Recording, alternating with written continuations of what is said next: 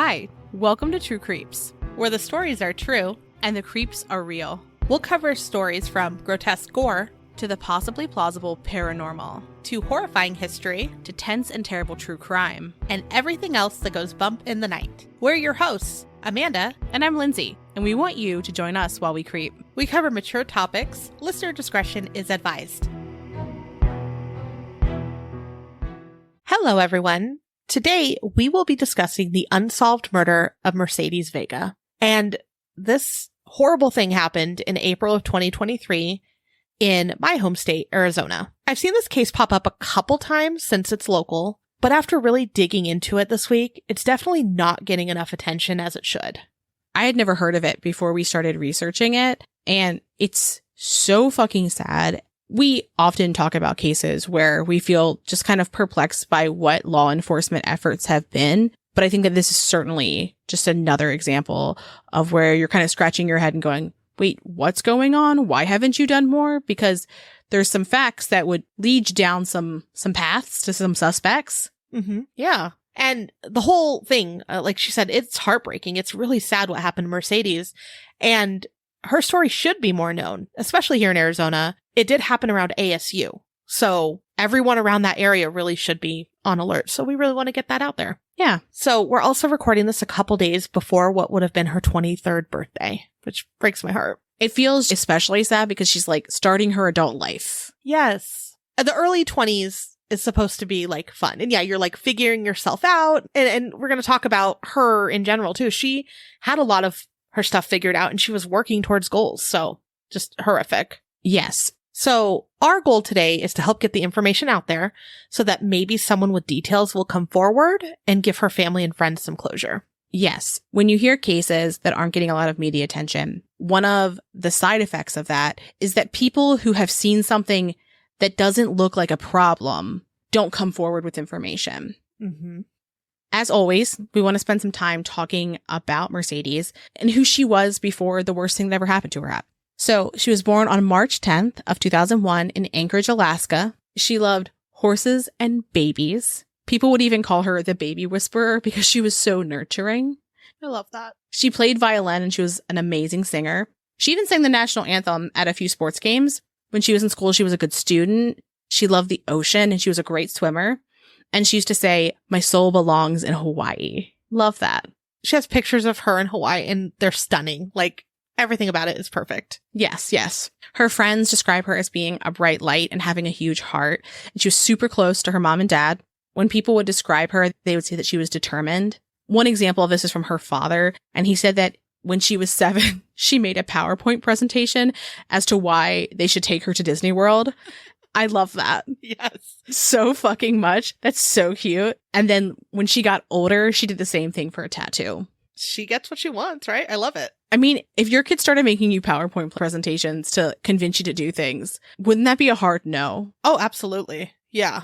You're like, you really prepared for this meeting. Like, okay, man. Yeah. I mean, you're asking in an adult way, right? Like, that's how people get things done. It's like, yeah, arguing why they need it. And she did it. So I'll forward you the deck and we can circle back on this later, like a little businessman. Right. But so she has an online presence that we could see. And from every post that we looked at, it seems like everyone who ever met her really loved her. There's also an account that we'll talk about a little bit later where people talk about her. And it's just such beautiful memories and like descriptions of who she was. Yeah. When people from her high school and others who had just run into her would comment on Instagram and Reddit threads with just so many positive interactions. So when you see her online presence, it's very clear that she was a person who was very loved. Very much. Yes.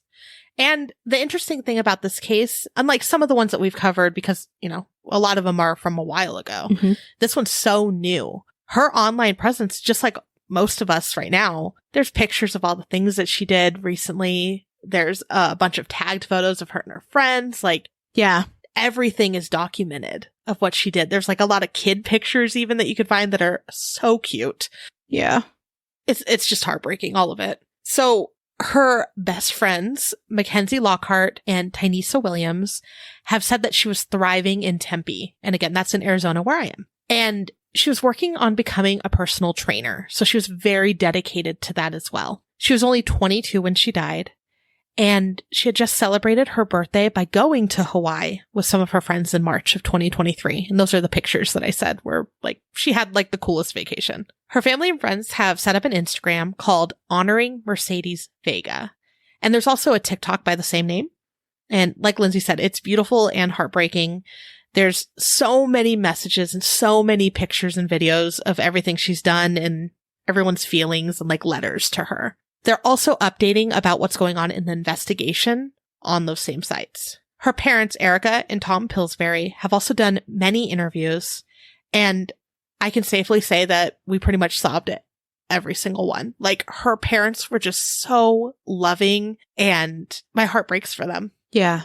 Watching, especially, I don't know why, but a few of the things that her dad has said got me so much. At one point, he was like, I wasn't there the time that she needed me most. Oh, gosh. And I was like, oh my God, you didn't do anything wrong. Yeah. Oh my gosh, just thinking of that interview. But let's get down to what happened. So on the evening of April 16th, 2023, around 9 p.m., Mercedes was walking from her apartment into the parking garage where she often parked. She lived at the Aubrey Apartments in Tempe, Arizona. And where her apartments were, I've hung out most of my teen years. Like, that area is very familiar to me. The area is pretty nice, but it is very close to Mill Avenue.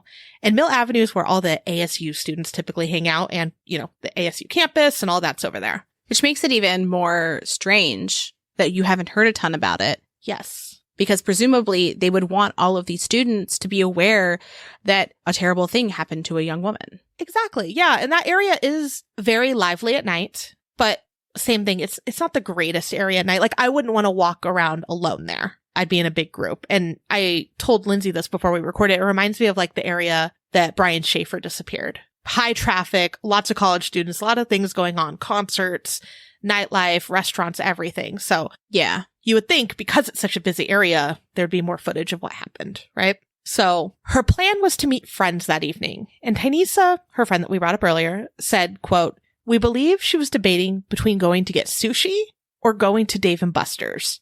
Her last message that a friend received was around 8:54 p.m. and she left about 9:15 p.m. And for those that don't have it, Dave & Buster's is like a big chain arcade here, and it has food and a bar and big arcade. But we don't actually think she was going there now that we've learned a little bit more.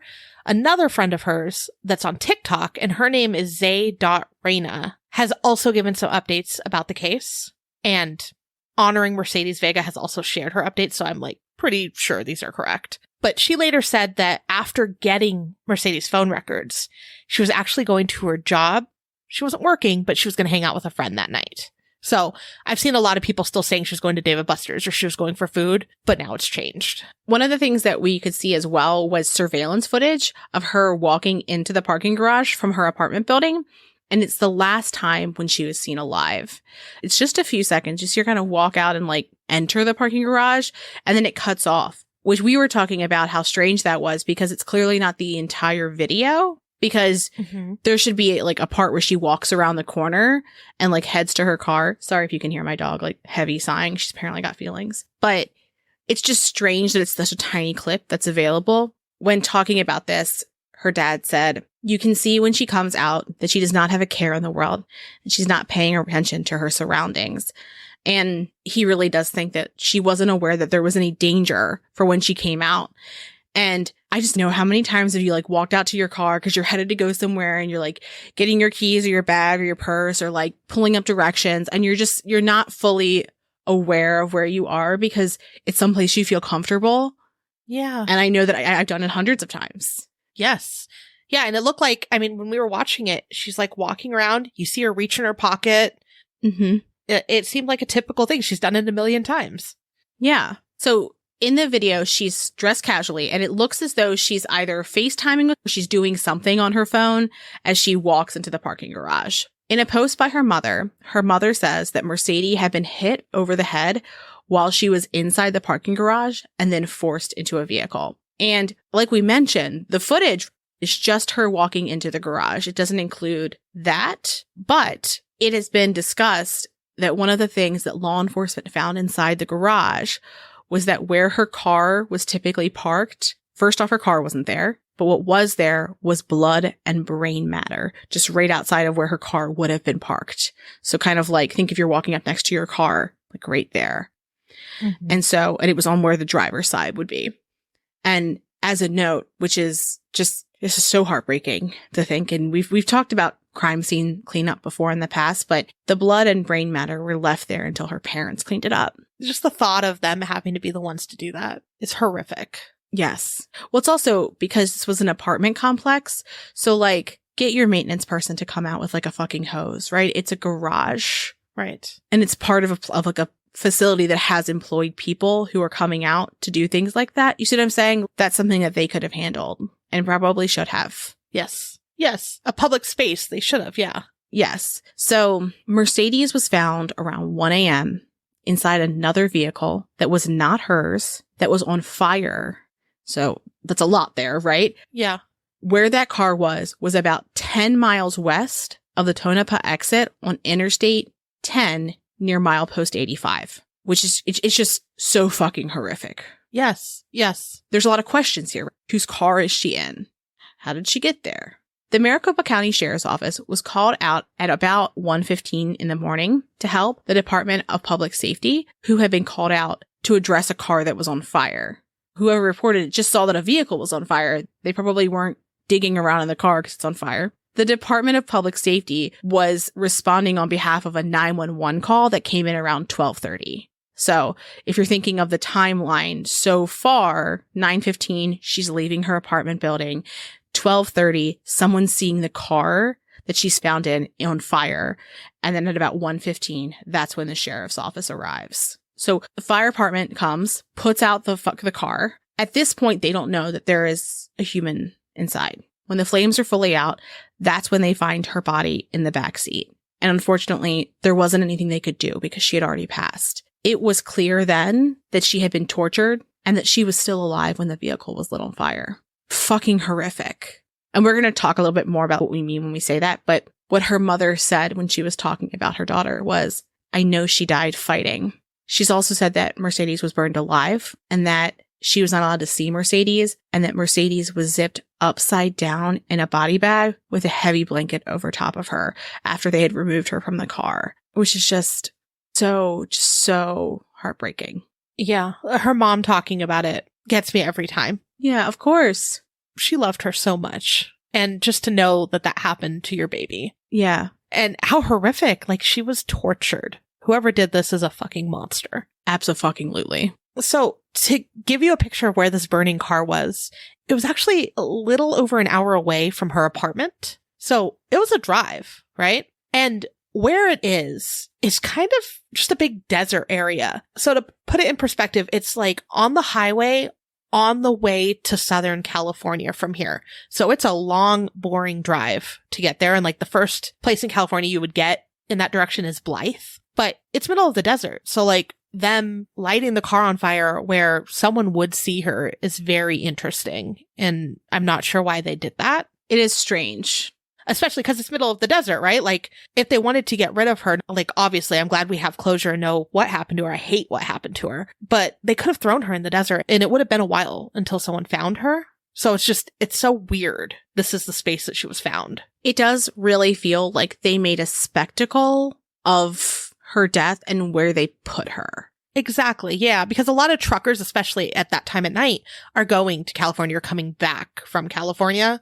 So, like, it's a busy road at all times. So, according to the medical examiner's report, Mercedes was shot in the arm, hit in the head, had bleach in her throat, and eventually died of smoke inhalation and being burned alive in the car. And her cause of death listed all of that. So, the burn, smoke inhalation, blunt force trauma, and ballistic injuries. It just sounds like such a painful death. Yes, and drawn out. Which no one deserves that. No. And if you think about it, she got hit in the head in that parking garage, right? So around 9:15, 9:20 maybe at the most. And then she died around, I don't know, 12:15, 12:30 at night. That's a long time to go being hurt. Yeah. And then having more happen to her. So where she was shot, she had the gunshot wound in her right arm. And she was shot from the front. And no bullet was recovered that we know of, at least. And the way that it hit her is like it came from the front and it exited upward and to the right. So like, I don't know if maybe she was like up and they shot her while they were kind of lower. I don't know. That's a very strange trajectory. I wonder if there was a struggle. It's like such a random angle. I'm like moving my hands around, so sorry if I hit my desk. But if you're thinking of a struggle, like people will push the gun down, like out of their face. Often reflexively, you might push the gun down and that's how it could go off at like an angle that was lower than it might not otherwise be. That's true. Yeah. Yeah. And her mom said she knows her daughter. Her daughter fought. Yeah. And the blunt force trauma included a gash on the right side of her head, a scraped bruise on the back of her right arm, and then an abrasion on the left side of her back. So again, like she fought.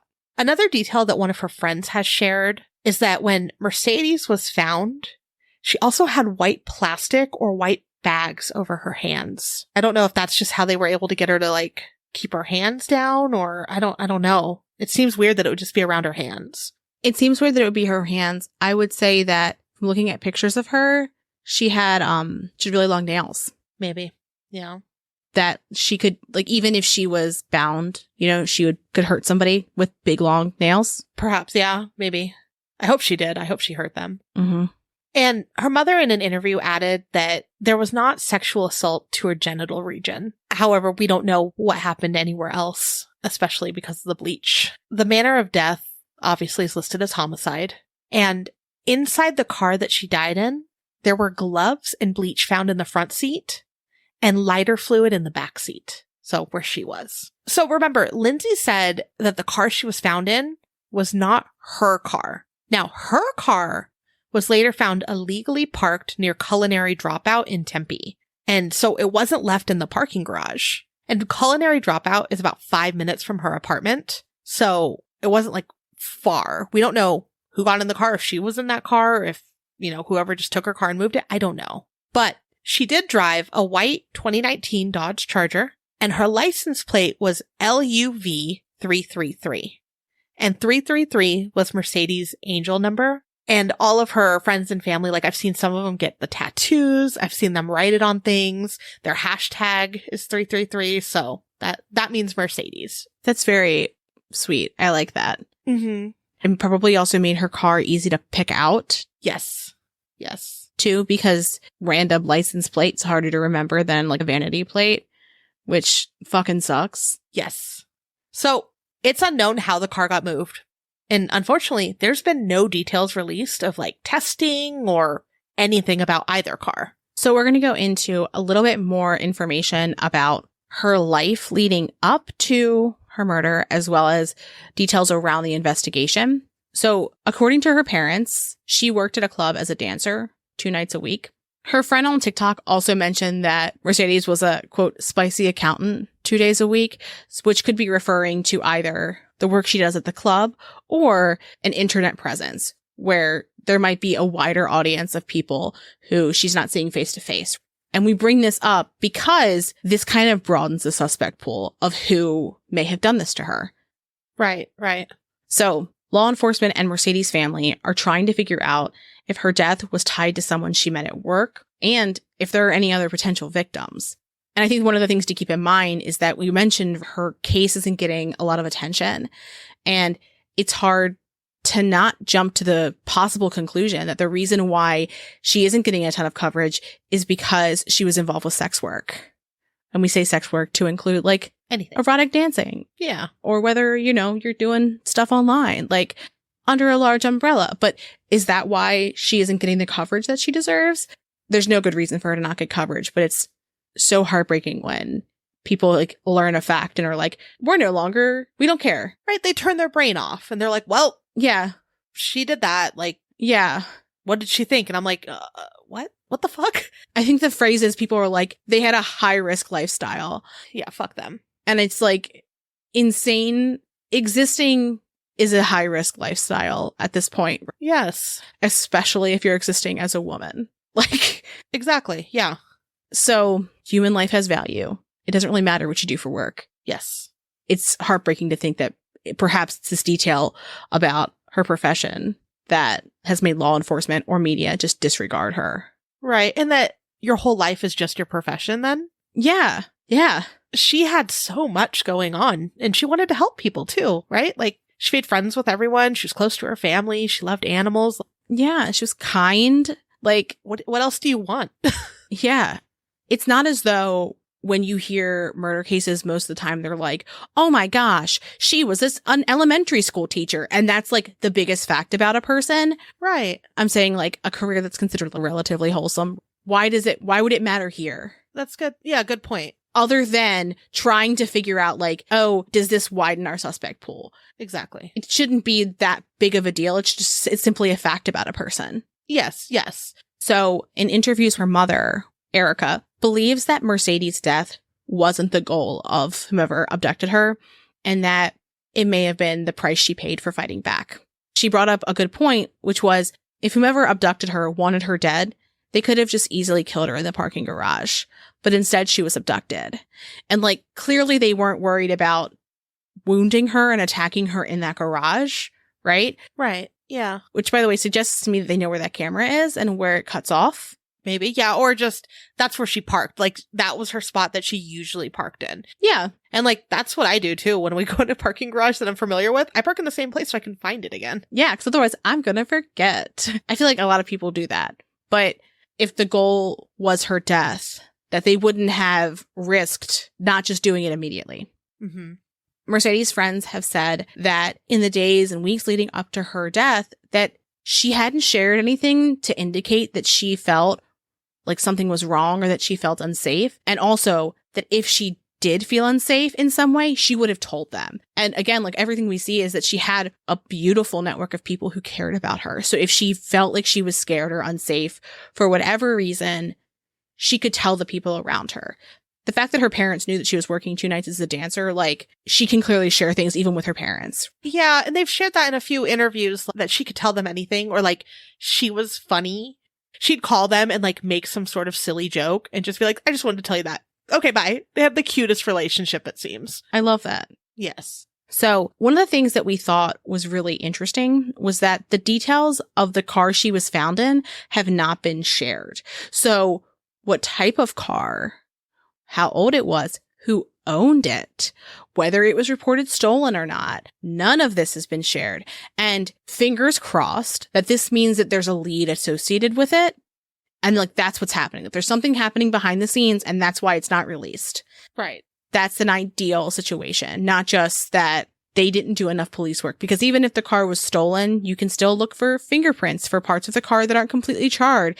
You can still look at what's in the car and see if, that particular array of items has been purchased by anyone nearby. So hopefully they're not skipping out on important police work just because they're assuming that she lived a high-risk lifestyle. Yes. Well, my concern is it's almost been a year now. From at least the interviews that we've seen in the last couple months, the family and the friends don't know anything new either. And like you said, like, hopefully they're just holding it in their back pocket and they're moving in on someone, but like a year's a long time to wait. Do I broadly trust police?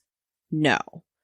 But I cannot think of many cases where police have shared lots of details with the family about potential suspects that later end in a conviction that seems accurate. I feel like most instances where you have like loose-lipped police officers, it ends up being a situation where the person doesn't seem guilty. So I don't necessarily assume like because the family doesn't know things, therefore no work is being done. But it does seem strange that the details of the car haven't been released, because normally something like that I feel like would be in the media, but just strange nonetheless. And I'm not saying that I think that it's somebody who's in her circle, but it could be. And so I understand not releasing details so long as the police are saying, we are working on this. Here's who's working on it. Yes, that's what I want. You need to have that. It's not that we forgot. It's not that we don't care. It's that when we find the person who did this to your daughter and we are arresting them, we want a rock solid case. We want them to pay for what they did to your daughter. Yes. And for there to not be any question of how this was handled. And that's an okay reason. Not investigating is not an okay reason. But if there's silence, you don't know which one of those it is. And the more time passes, the less work can be done. once the car that was evidence is destroyed eventually because it was on fire, they can't pull more stuff from it. It'll be gone. Exactly. Yeah. And at least the way that I perceive how her parents are going through like all of these interviews and all these updates is they feel stuck, like nothing's moving.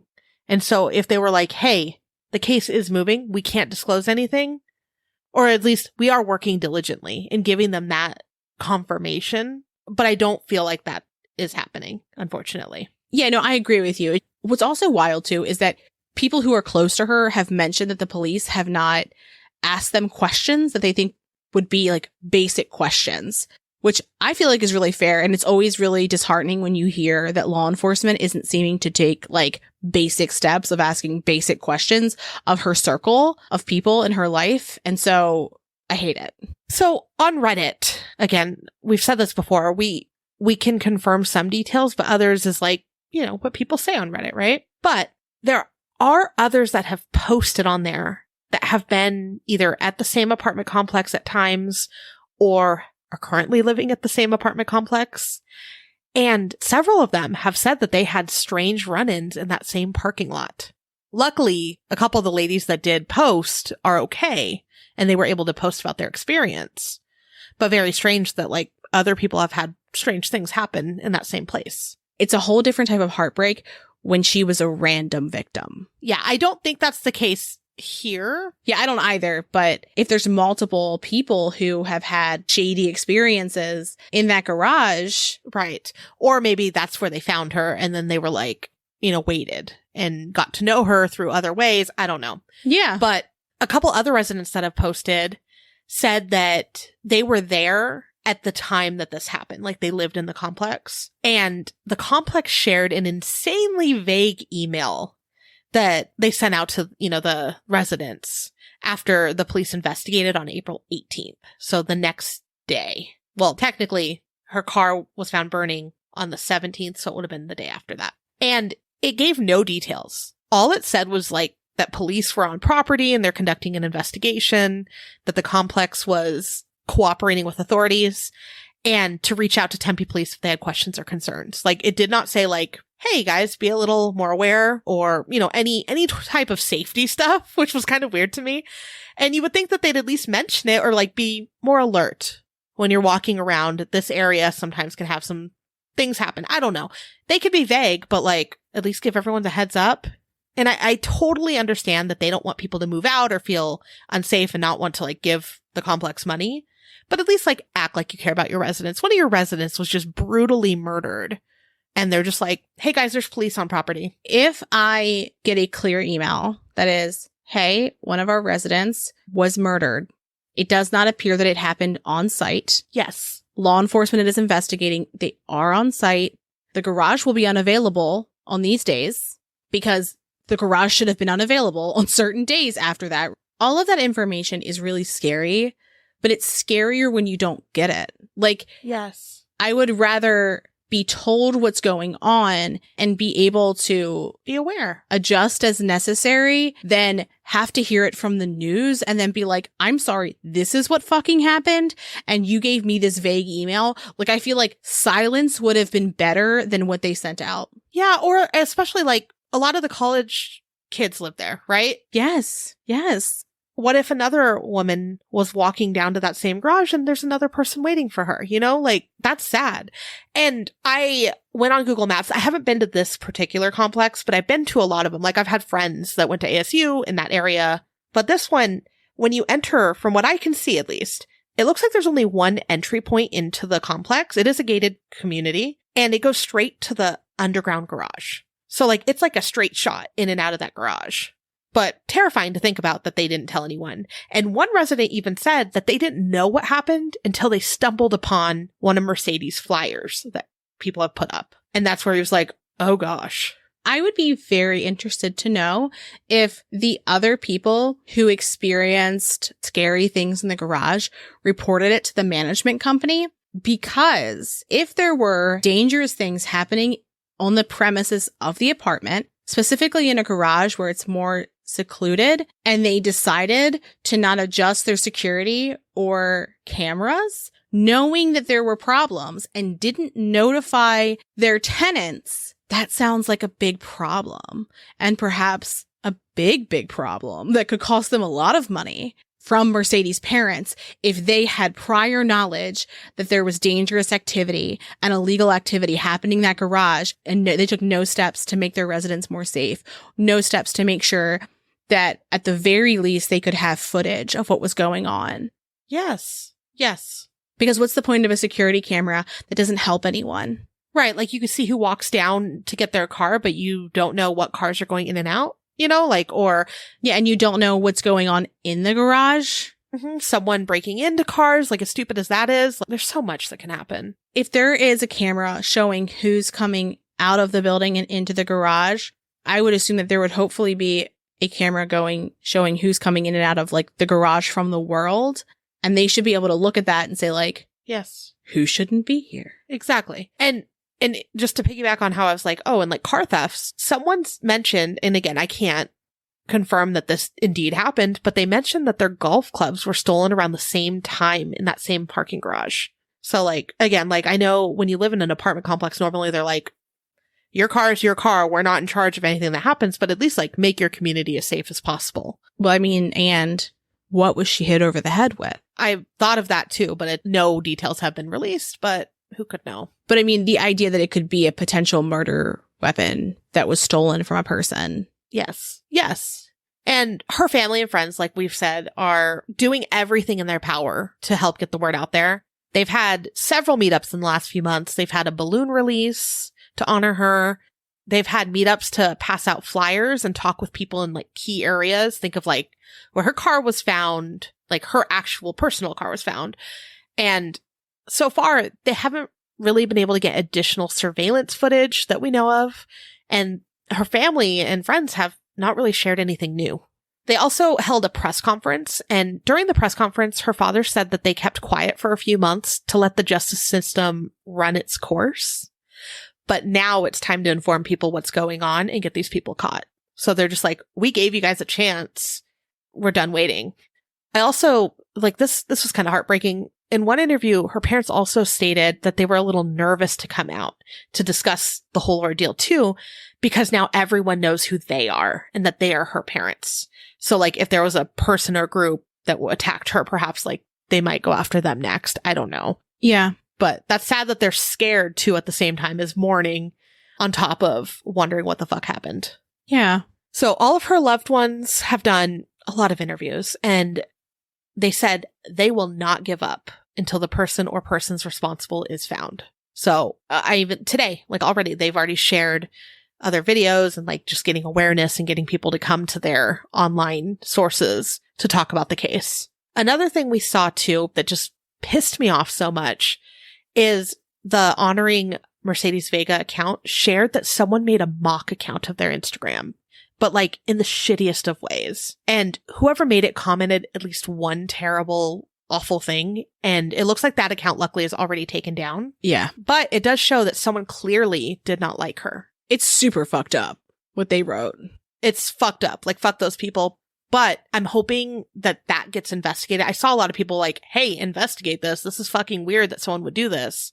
So I'm hoping that not that someone like that's who hurt her, but like, I hope that gets investigated. And if maybe that's a lead, that would be really nice for that family to figure it out. And how fucking dare them too. Like what they put was just fucking awful. It's a bizarre choice to spew this type of hatred about a murder victim whose murder is unsolved. And that's what kind of makes me go like, is that person involved in what happened to her? Yes. Because again, it is an unnecessary spectacle. And the things that they say, which we're not going to say them specifically because it was fucking garbage and we don't want to give them the air. No, fuck them. But the way that it was worded and the phrasing they used and the things they said made it very clear that they were at least wanting the person who was reading what they were saying to think that they had seen her in person. This wasn't like I looked at pictures of her, here are some nasty things. These are like, this is what it was like to be near her. Their perceptions of her in person, not her perception online. I think that's an important thing to note. So now we're going to move on to talk about some of the theories of what happened to Mercedes. When you are considering how violent and hateful her death was, it's hard to think that it wasn't a person who she knew or that it was intentional, right? Like you can't accidentally pour bleach down someone's throat, can't accidentally set someone on fire. And while, like before I'd mentioned, I was like, it's possible that the person didn't even know her. They were just looking for a victim in that garage. That's possible. But the things that she experienced seemed so aggressive and so outrageous that seems like it's a personal attack, not just senseless violence. Mm-hmm. It does seem like there was somebody who was specifically looking to get Mercedes. Agreed. Right? And so some people believe that that night, the people who she was going to meet up with may have either been involved or tipped off someone else because they knew exactly when she was leaving, and that whoever did it knew she was heading out somewhere and that she was alone. I think that makes sense, right? And it seems like whoever she was meeting that night hasn't really been doing interviews or doing anything. It's been like her best friends that have. Yes. Alternatively, it's possible that this was also kind of her routine and that like this was a time of night that she typically went out. It could be.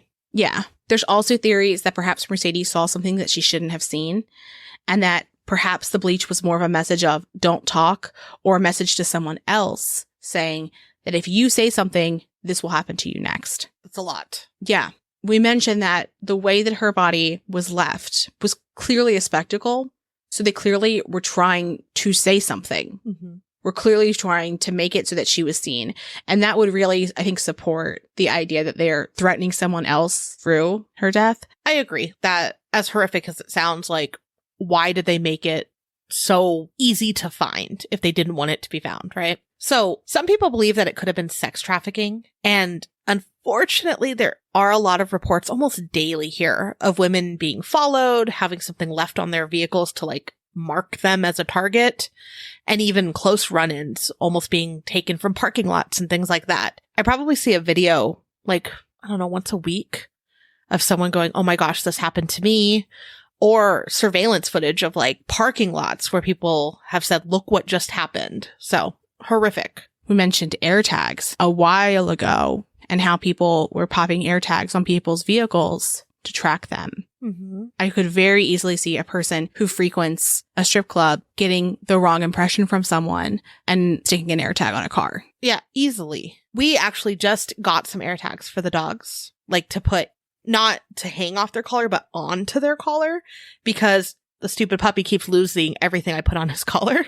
So I did not realize that they just they last like a year. I had a tile that was on my keys and it died within like, I don't know, a short period of time, but was like a drop in the bucket for something. And I was like, I never replaced it. I just had like a dead tile on my keys forever until I finally took it off. Well, the AirTag was like, your battery doesn't need to be changed for a year, sometimes over. And I had mentioned that. I was like, oh my gosh, I didn't know that. And my uncle pulled out his wallet. He's like, yeah, I have one that goes to my wallet. Oh, smart. And I haven't had to charge this in a year and a half already. That's wild. Or not charge, change the battery. Sorry. Apple, if you want to sponsor us, we're available. But yeah, I mean, they could absolutely have used something like an AirTag, or even if people had been in that parking lot several times, it could be something as like marking her car in some way. I did see on one site too that Arizona in the past has been ranked number 4 in the US for the number of missing persons. So that's another horrible thing to think about. And of course, like, we're in a new year, so it's going to be different. But at the time that article was published, there was 915 people missing here. And those were just people that have been put into NamUs. Of course, that number has already risen this year. One of the things we know about NamUs is that not everything makes it into there. When Amanda and I are researching, one of my go-to places to research is looking in NamUs, and I'll go through hundreds of records to see if I can find things that match. And I very seldomly see any notes about people who are considered sex workers. Nope. And I don't know if that's because they wouldn't include that, or because they're like, it was an overdose. It was this, it was that. No worries. Like, we aren't concerned. So like we had mentioned a moment ago, it's completely possible that the person or persons that attacked her were somebody who she connected with at work. So it could have been either an obsessed customer or somebody who had seen her at the club and was involved in sex trafficking and took her after seeing her. It's also possible that she said no to something and fought back, and that's what led to her death, just like her mother had suggested. Mm-hmm. One of the things that we learned from this was, when I thought about the bleach earlier, my initial reaction was like, that is torture for torture's sake. Not that it could have a potential purpose, but pouring bleach down someone's throat could have also been a measure to destroy DNA evidence. Yeah, there was a report from Boston University, and it was like a cleaning SOP for research laboratories, and it was to mitigate DNA contamination. So I'm like, okay, that makes sense, right?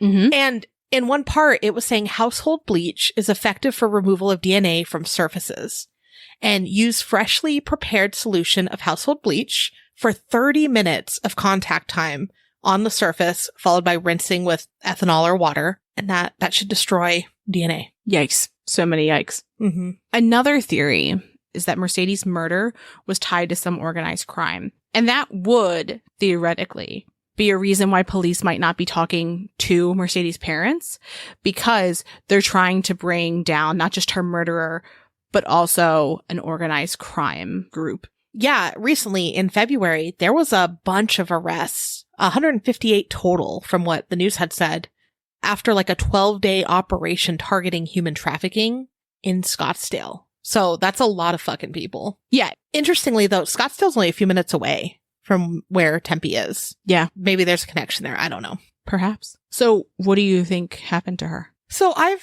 thought a lot, and I believe that there's multiple people involved and that it was a planned attack.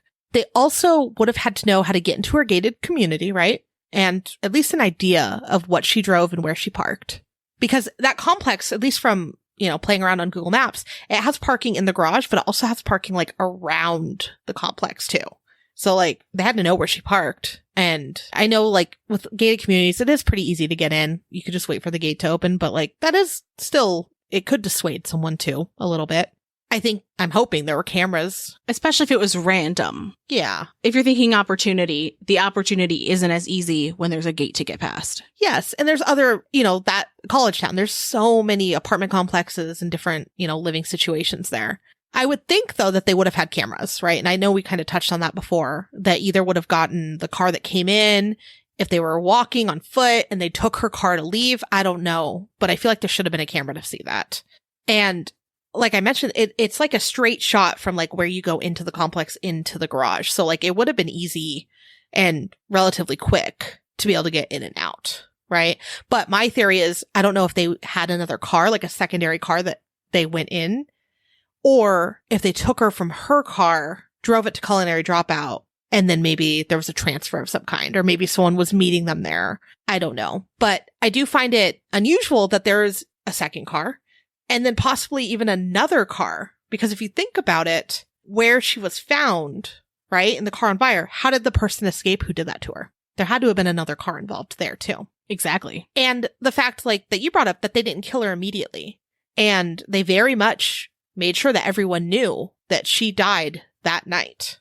Another thing that I was thinking of is that is on the way to California. Like it's maybe about an hour, maybe a little more from Blythe. So I don't know if maybe their intention was to take her to California, and maybe she was just like, fuck no, you're not, right? And fought back so much that eventually they're just like, I can't do this anymore. And maybe that's what happened. And that would explain like the gunshot wound maybe, and how you said maybe she was fighting back. Also, another thing that could have gone wrong is they fucking hit her on the head so hard. If she left matter on the ground there, like maybe she was fading. Maybe she wasn't going to make it.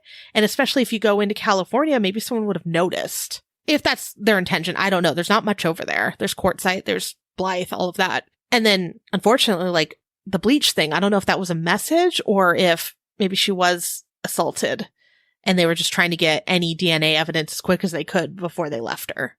But I do wonder what other car was involved, because now we're at 3 cars, right? That's a lot of fucking people.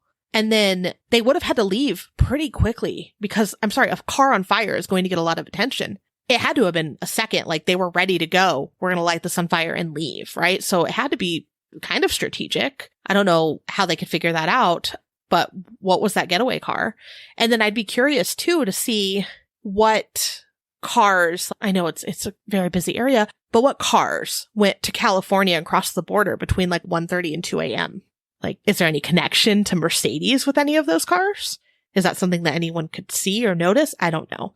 But either way, manner of death, the torture, absolutely disgusting. And whoever did this, they need to be caught. Agreed. They clearly are bad fucking people, and Mercedes deserves justice. The questions that I'm left with that I get a little bit stuck on is that if they were not intending to murder her and they were abducting her for a purpose, I do not think they would have bludgeoned her if a gun was available. Who's to say that the person who shot her was there for the abduction, right? Like, it could be different steps. That's what I was thinking. Yeah. It could absolutely be different steps. But I would just think you would have a cleaner abduction of someone if there was a gun. Because, I mean, how many times have you seen in a movie? How many times have you heard in true crime cases that a person was forced into a vehicle with a gun? And most people are going to comply with the person who has a gun. However, what make me pause and say, who might not think a gun was enough would be a person who was similar in stature. Say it was a person who was physically like comparable to her, like another woman. Having a gun with her, there might be more of a struggle. That's true. Where like she is able to overpower that person or take the gun versus this person clearly surprised her. Yeah. And bludgeoned her when she was about to get into her car. And so I would just wonder why that was necessary, because there are ways to subdue a person that don't leave evidence and that do not potentially kill the person immediately if that's not what you're looking for. See what I'm saying? Like, that doesn't really make sense to me. And it makes me wonder about, was it a more close physical match to her and the person who abducted her? And that's why. Maybe. And we know she was really strong too, because she was going to be a personal trainer. Like, she worked out a lot. And so it would probably take multiple people. Oh, absolutely. In the photos that we've seen of her online, it's very clear that she is like physically fit and strong. Mm-hmm. I also just want to point out, pole dancing is so fucking hard. It requires so many muscles, so much just incredible athleticism. If you have never looked up like pole dancer videos, like, I'm not talking like a sexual thing, I'm talking for the pure athletic sport of it. It is amazing. Yeah. The control you can have. It's impressive. And the way that you can like lift and move your body. Extraordinary. To be able to do that well is a hard fucking thing. And so that tells me that she's a strong fucking person. Yes. Yeah.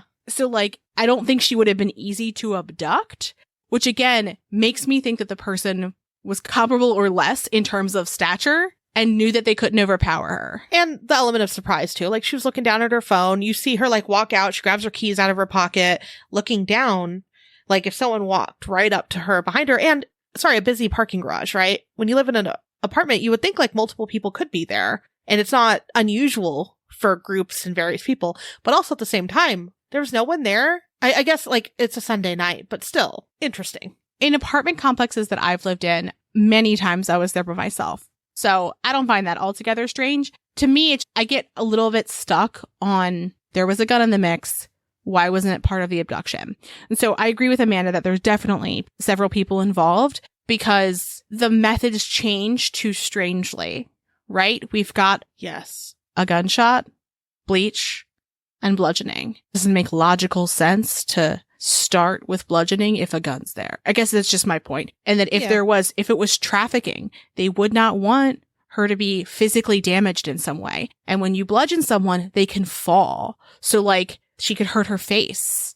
Right. And then I do think it was purposeful, and it was her specifically. One of the reasons why I think it's purposeful is because the presence of gloves, bleach, and lighter fluid really seem premeditated. Yeah. Because you can run into like nearly any little store and get bleach and lighter fluid, but I feel like you can't get gloves everywhere. Yeah. The wherewithal to have gloves at a crime scene speaks volumes to me. I would be very curious whether law enforcement looked at places close to her home to see if there were any purchases of those particular items, because you can look at the manufacturer and like clearly they were present enough to not be fully burned up that they knew that they were there. Mm-hmm. They could do a little bit of tracking for sure. Bleach is a common item. Lighter fluid is a common item. But gloves, bleach, lighter fluid all together at once is this kind of a strange combination. Right. And I would be curious to know if any of those items were purchased at like the last convenience store that would have been open late on a Sunday night before you get to that long stretch of road. Yes. I'd also be curious how full they were. Like you could see if it was somebody from somebody's home. Like, was it the last set of gloves? Was it, a full bottle of bleach that there was some left? And same with lighter fluid. I'm assuming that they probably used a lot of it. Was it clear that it was in an older bottle? And then just another question that I had is that like the year is 2023 during this murder.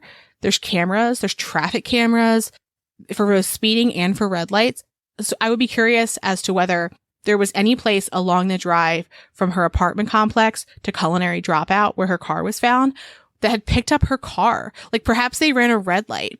Perhaps they were speeding, or even still, like, I don't know how that data is stored. But given that she was found within hours of her abduction, before anyone even knew she was missing, we haven't heard anything to suggest that her friends knew that something was wrong, right? Like from what we've seen on the internet and what they've posted, no one said, oh, it was strange she didn't show up. Yeah. So if that's all the case, and the time period is like literally she's abducted a little bit after 9, and then by 1:15, they're arriving, the fire's getting put out, they're finding her remains. It's just a few hours. So any of the like traffic camera footage should exist still. I would think so. And the way, like, if you're looking at a map from the Aubrey apartment complex to Culinary Dropout, they would have had to cross the Tempe Bridge to get over to that side of Mill Avenue before turning down the street and then, you know, making a couple turns to get to Culinary Dropout. But I would think a big bridge or somewhere, at least in that area where it's so populated, there's like a park over there, there's a bunch of stuff, that there'd be some sort of camera. If they took the way that Google Maps suggests, like the fastest route from the Aubrey to Culinary Dropout, it's about 5 minutes. They do pass one of the light rail stops. So I wonder if maybe that would have a camera. I mean, I would think so in case like there was an issue. I think that would make sense. And train tracks. When I'm talking, if you're hearing loud noises, this is our first thunderstorm in a while. There's a thunderstorm happening, so it's very loud. Oh, I haven't heard it. It's come a couple times. I thought it was a plane, and I'm like, oh, it's not ending. And yeah, now I can hear the rain. But thunderstorm. Interesting. So there's a lot of information that we know about Mercedes' murder, but we don't know details into the facts. I think that's where some of the speculation comes into play. And then when you hear law enforcement silence, even more speculation. Mm-hmm. We want justice for Mercedes. So if you're looking for a way to help, there's a couple of different ways. Firstly, her friends and family have created several ways to raise money on their Instagram to fund a reward for information. There's also a reward through Silent Witness Arizona, which is an organization that allows people to anonymously report information and receive a reward if it leads to an arrest. Mm-hmm. As of right now, the Silent Witness website says there's a reward of up to $2,000 for information. You can also print off her flyer or share a digital flyer of her on your social media. Mercedes' family also has a GoFundMe that they're using for expenses as well as for increasing the reward. They even specify that anyone with information can remain anonymous if they reach out to them as well. We'll link the GoFundMe in our show notes. Yeah, and the family asks that if you live in this area, or in Arizona in general, because we don't know what happened for a couple hours there, please check your dash cams, your Ring doorbells, business cameras, whatever you have, and see if you notice anything from April 16th, all the way to the early morning hour of the 17th. Look for her car, which was a white Dodge Charger. Her plates were memorable, right? It was LUV 333. And I mean, I did it. I looked up my pictures from that day. And I was like, okay, what was I doing that day? That evening I was at home. So there wasn't anything that I saw. But I mean, you could have gotten something the night before I was out. And I took a couple pictures of Oliver, like by the street where we were eating ice cream. So yeah, like a car could have been driving in the background. Exactly. So I'm like, oh, all of us do this. Like if you went to a restaurant and you took a couple pictures, or if, you took a picture of your kid doing something, like look in the background from that night. Maybe there's something there. Or if you went out, had a few drinks that night, like if you were on Mill Avenue, took a picture of your friend, maybe you have her car there. Maybe we can see who was driving it. But I did it. I didn't see anything, but please take a minute if you live in Arizona. Check it out. April 16th, 2023. Look through your photos. Should be easy. If you see something interesting, we'll have their contact information in our show notes. But hey, what if we could help, right? Also, if you know someone who lives in Arizona, pass this information like, hey, this date, can you check this information? Because we want as many people as possible on this. Yes, please. And Mercedes' mom has stated that she just really wants to get the word out there, especially because she's actually been in the area, canvassing, doing flyers, all of that. And she's seen many young women walking alone. And she wants people to know that there is someone walking around this area that has the capacity to do what they did to Mercedes. Now that I know the details of this, like, I was just there last weekend in that area. I mean, luckily I was with a group. I'm always with a group when I go out, especially in the evenings, but my goodness, like, I told Lindsay before we started recording, I was in, like, near her apartment at one of the concert venues there every weekend of my teen years. Like, I was there. Yeah. So close. Like, I know the area pretty well, and it's just insane that something so horrific could happen. But again, anyone being in Arizona, take a look. If you can, if you are near that area or, you know, Tonopah area, wherever, print out the flyer. We'll post that as well. And leave it up. Inform someone. If you have a loved one that goes to ASU, call them. Let them know that this happened and see if they can help get the word out too. Because the more people that know, what if, you know, one other person can be like hyper aware of their surroundings and save someone, you know? Exactly. You know, maybe they've heard of something similar and it's not something that's been linked before or an attempt of something similar. There's so many like ifs, right? Because like say even like, you know, you're like, oh, yeah, this is a person who I saw all the time at XYZ, and I noticed there was some creep near. Sometimes you don't even, like, register those things as a thing you want to tell somebody. And you're right. A lot of attempts, too, don't get reported because they're like, oh, that was really weird. Like, that guy was really strange. And you tell a friend, and then you don't think of it again. Maybe you heard something. I don't know. It's just part of the experience of being a woman in the United States. Right. It's like, you're like, I don't want to make a fuss. And also, like, you call police, and they're like, what do you want me to do about it? Nothing happened to you. Exactly. That might not even be listed and reported. Similar things that almost happen. Mm-hmm. Yeah. I mean, we went out to downtown Phoenix with you. And how many very strange interactions do we have within an hour? Oh, Milo. Yeah, we had like very strange interactions. Mm-hmm. So maybe that'll jog someone's memory. Look at your pictures. Take a second. And it took like 2 minutes for me to do it on my iPhone, at least. Like you could do it for year and month very, very easily and quickly scroll. So wrapping up, Mercedes' last journal entry said, quote, I am divinely guided and divinely protected. The entirety of my existence is all for the highest good. I am allowing the universe to handle everything for me. I recognize the divine is orchestrating all that happens, even in my most tragic moments.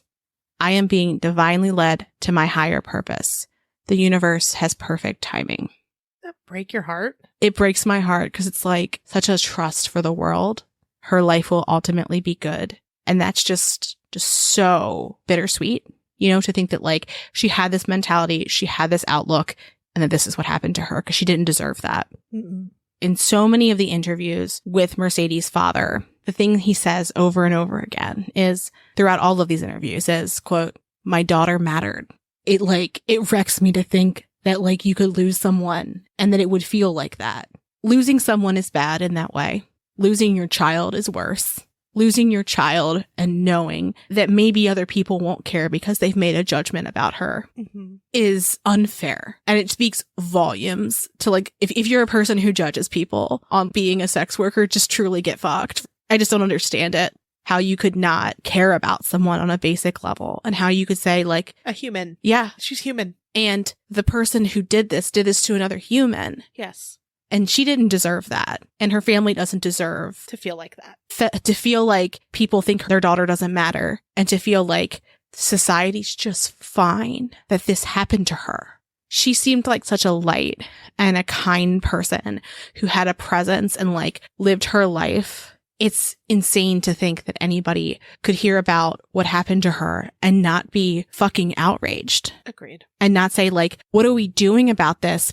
And to think that there might not be a lot happening law enforcement wise, because it should have never happened to Mercedes and it should never happen again.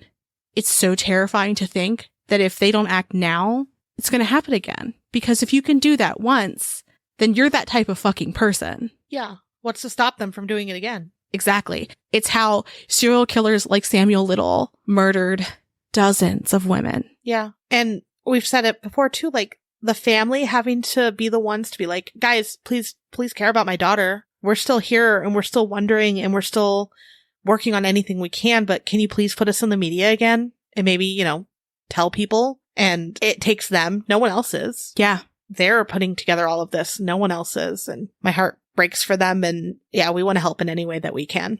Absolutely. I so thoroughly hope that more information is found out and that Mercedes' family can have more closure, can have some peace, and that there's justice for her. Agreed. So these cases are always very tough for us to discuss. I think we cried a couple times just even doing this and having to take a minute. But hopefully we can help get the word out there, and even if it can save one other person or get some sort of lead, like amazing, right? If you do have a case that you would like us to cover and research, please reach out. We would love to help whoever we can. Absolutely. We mentioned it in some of our other cases, but as a rule of thumb, we don't reach out to family members because we don't want to re-traumatize anybody. And often a lot of the information is out there in ways that we can find, so they don't need to do the emotional labor of getting us up to speed. But should you have a person who you love or care about that has gone missing, you can reach out to us. Yes. So don't think that it's a two-way blocking. It's more of a respect thing on our side that we don't want to re-traumatize anybody. We have had people in the past who've come and asked us to share cases. And so definitely we will do that. But I just want to make sure that we mention that. Oh, yeah, that's good. Good point. And if they have an extra thing that they'd like us to get out there, we're happy to share it. Absolutely. Well, with that, have a good weekend. Thanks for creeping with us. Thanks for listening. And as always, a special thank you to our patrons who support us via Patreon. Please see the link in our show notes to learn more about how you, yes you, can begin to haunt the dump, guard vortexes, or even become a scorching Sasquatch. Ooh. Also in our show notes, you can find the link to our website, more information on our sources, our social media handles, and our merch store. We'd love for you to keep creeping with us. So if you like this episode, please subscribe, rate, review, and share the show with your fellow creeps and or ghosts. I beg of you.